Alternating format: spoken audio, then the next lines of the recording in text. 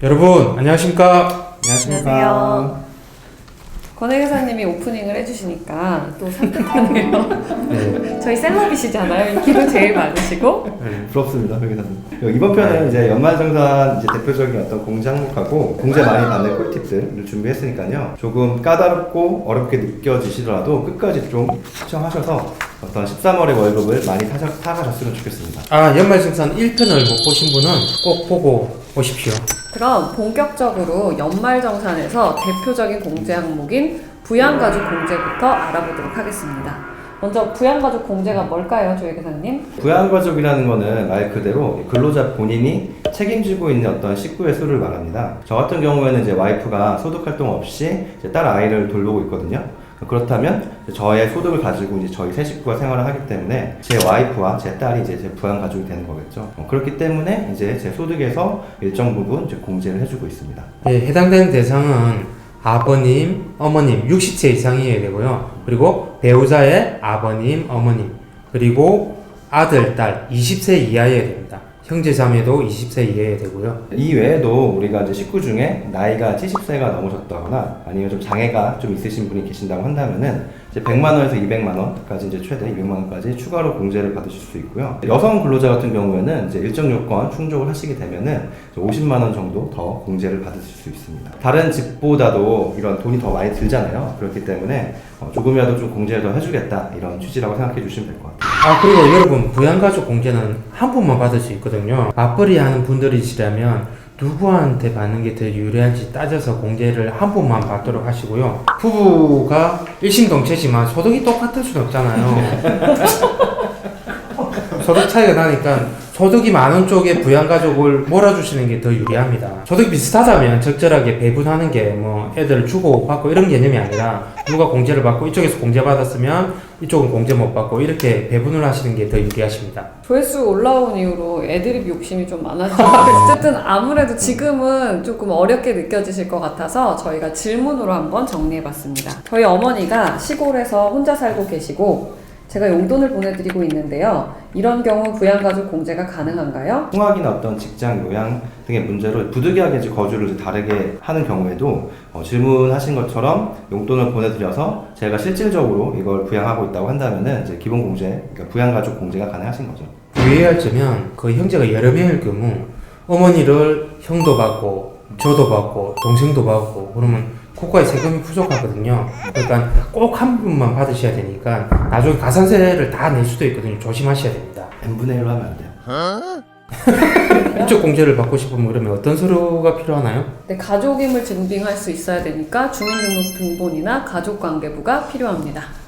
네, 이번에는 연말연심만큼 기부금 공제에 대해서 좀 알아보도록 하겠습니다. 사회의 기부 문화를 활성화하기 위해서 우리가 이제 기부한 금액의 일정 부분은 이제 소득 공제해주고 있죠. 그래서 여기서 말하는 기부는 세법상 정해진 일정한 단체에 기부하는 기부금만을 말해요. 그래서 저희가 뭐 우리끼리 한다고 기부금 처리를 할 수가 없죠. 아무래도 저희가 제일 자주 접하는 기부금이 종교단체 기부금이죠. 아무래도 뭐 교회 다니시거나 성당 다니시거나 절에 다니시는 분들은 거기에 대한 기부금 영수증을 받아서 기부금 납입 정영수증 네. 그 서류를 요청하셔서 제출하시면 됩니다. 회계도 많이 하시고 절도 많이 하시고 성당에 기도도 많이 하시고 이래가지고 헌금도 많이 하시고 제출을 하시면 됩니다. 교회나 절에서 이게 홈택스로 자료 전송 안 하는 경우가 많아서 이 부분은 좀 종교단체에 요청하셔서 놓치지 않고 받으셨으면 좋겠습니다. 다음은 이제 직장인 여러분들이 이제 가장 많은 관심을 가지고 있는 항목들이죠. 신용카드 이제 소득 공제에 대해서 좀 알려드릴게요. 사실 이제 저희가 제일 많이 받는 질문 중 하나가 신용카드 신카가 유리하냐, 뭐 체크카드가 유리하냐, 아니면 현금 영수증이 유리한지 많이들 물어보잖아요. 제가 딱 정리해드리겠습니다. 신용카드 사용액은 15%, 체크카드와 현금 영수증은 30%, 얼마 전에 생긴 제로페이는 40% 공제가 됩니다.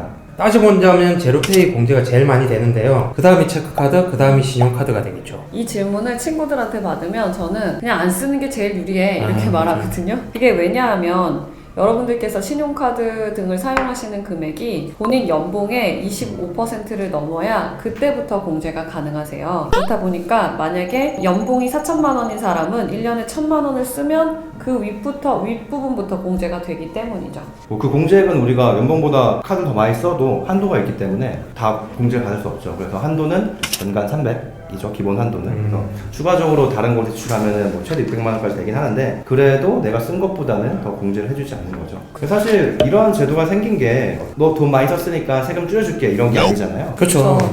요즘에는 이제 그 편의점에서 물 한 병을 사도 신용카드를 다 내잖아요. 근데 예전에는 다 그 소비자들이 거의 다 현금으로 써가지고 이제 현금을 이렇게 뭐 추적할 수 없었잖아요, 국세청에서. 그래서 근로소득자에게 신용카드를 쓰게 해서 자영업자들의 세원이 포착이 됐거든요. 그것 때문에 신용카드 공제를 많이 해줬는데요. 이제는 그 정책적 목적은 거의 달성했다고 볼 수 있죠. 네, 요새는 오히려 신용카드 사용액이 너무 많아져서 가계부채가 우려되고 있어요. 그래서 공제율도 점점 줄여가는 추세고 현금 영수증 같은 걸 쓰면은 더 공제율을 높여주는 것도 이것 때문이거든요. 근데 이제 세법은 어떻게 기간이 저희가 백화점에서 세일을 하는 것처럼 정해진 기간 동안만 한정적으로 시행하는 법이 있잖아요. 그렇죠. 네. 시즌 세일처럼.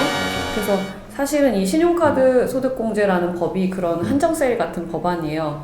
근데 이게 사실은 종료가 이미 됐었어야 되는데 벌써 9번째 개정되고 20년째 개정되면서 내려오고 네. 있습니다. 그래서 이게 또 올해 또 이제 세일기가 연장해서 2022년까지 연장하기로 됐죠. 근데 이게 계속 연장되는 이유가 근로자들의 저항이 되게 커요. 그렇기 때문에 이게 근로자들이 받을 수 있는 어떤 가장 만만한 어떤 소득공제라고 해야 되나? 그렇기 때문에 반발이 심하기 때문에 계속해서 연장되고 있습니다. 그래도 효과적인 카드 소득 공제를 위해서 꿀팁이 있지 않겠습니까? 바로 좀 해주세요. 바로.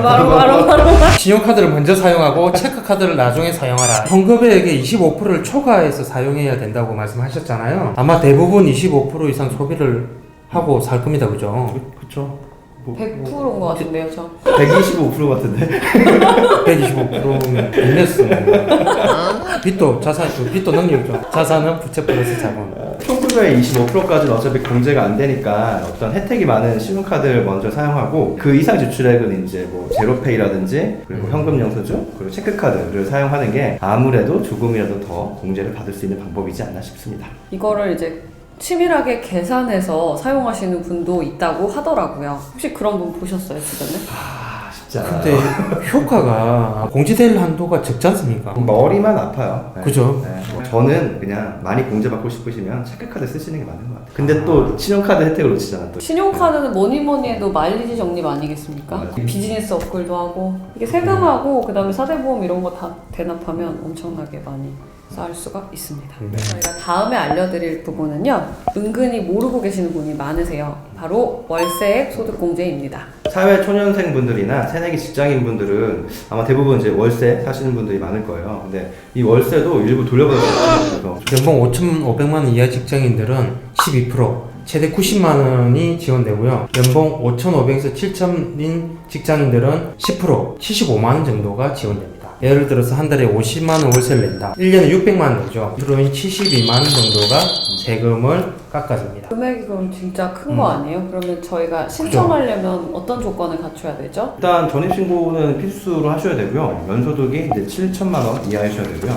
장애지책이 없으신 근로자에만 해당합니다. 이제 이번에 이제 개정된 게 이제 국민주택 규모를 초과하더라도 그 주택이 기준시가 3억 이하라고 한다면은 이제 월세 소득 공제가 가능한 거죠. 그러면 월세 소득공제를 받으려면 어떤 서류를 준비하면 될까요? 네, 일단 서류는 주민등록등본, 임대차 계약서, 월세 이체 기록이 있어야 됩니다. 그래서 이 세 가지 서류를 회사에다가 제출을 해주시면 회사에서 이제 연말정산 처리를 해주실 거예요. 근데 내가 회사에 제출하기에는 담당 직원과 친하고 친하지 않다. 또는 그럴 수도 있겠네요. 뒷말도 뭐 뒷담화도 할 수도 있고. 아 그럴 수 있지 않나요? 네. 안 내는 사람도 있다니까. 진짜? 작은 회사 그럴 수 있어. 그 이게 건물주들이 많이 반대를 하시잖아요. 그렇죠. 그래서 아예 뭐 이게 법적으로 합법적인 건 아니지만 계약하실 때 아예 거기다가 계약 맞죠. 조건에 이거 소득공제 안 받는 걸로 합의한다라고 예. 하시면 그럼 그때는 어떻게 하는 게 좋을까요? 이사 간 다음에 경정정을 그러니까 사실 그게 가능해요. 이게 보통 월세는 2년을 살고 나서 거기 이사 가고 나면 이게 최대 5년까지는 경정 청구라고 해서 작년이나 뭐 재작년에 못 그쵸. 돌려받았던 네. 걸 다시 신청할 수 있거든요. 네. 그땐 누굴 찾아가면 되나요? 그때는 저희를 찾아오시면 됩니다. 저희가 도와드리겠습니다. 위험한 발언일 수도 있는 게 이게 어쨌든 우리 계약서 썼잖아, 안 하기로 했잖아. 근데 그러면은 그 임대인은 이제 세후 노출돼가지고 세금 내야 될 텐데 네. 뭐 법적으로 좀 문제 될 수도 있지 않나요? 그거는 조금 근데 그거 자체가 안 되는 거라 불법적인 거라서 그리고 사실 이 제도가 생기고 나서 많은 임대사업자들의 조금 세원이 포착이 많이 됐죠. 다음에는 변호사님들과 한번 찍어야겠네요. 아, 네, 그거 좋겠네요. 네, 이번 시간에는 연말정산 공제에 대해서 알아봤습니다. 연말정산이 정말 양이 방대하고 내용이 너무 복잡해서 이걸 어떻게 좀 쉽게 준비해야 되나 고민이 많았었거든요. 권혜선님 책 한번 보여줘보세요. 아 진짜로. 네. 보시 공부하는 건데 이거 뭐 언제 다 이거 하고 언제 다 적고 있습니까, 그죠? 너무 많아요. 그리고 여러분, 저희 채널은 소통을 중요시하기 때문에 여러분들이 궁금한 게 있으면 그걸 최대한 반영해서 저희가 그걸 만들어 보도록 하겠습니다. 댓글로 댓글로 남겨주십시오. 연말정산보다 더 궁금한 건 권진영 회계사님 나이인 것 같습니다. 아, 제 나이를 맞춰주시는 분은 선물 갑니까? 선물 가시죠. 이렇게 갑자기요?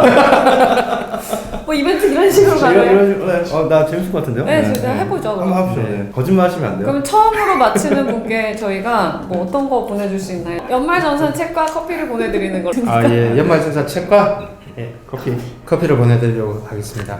여러분, 구독과 좋아요는 세금이 붙지 않습니다. 도와주십시오. 다른 걸로 가야 되나 이제? 저거 근데 구하기 되게 힘들잖아요. 다른 책을 줘야죠. 이걸 뭐 지금 저거야 지금 세무사 아니 책이에요? 죄송한데 이거 저희 복사 좀 뜨면 안 돼요? 어느 개인적으로? 어느 아니 책이에요? 우리 책을 아직 못 구했어. 없어요? 그 교육 안 보냈어요?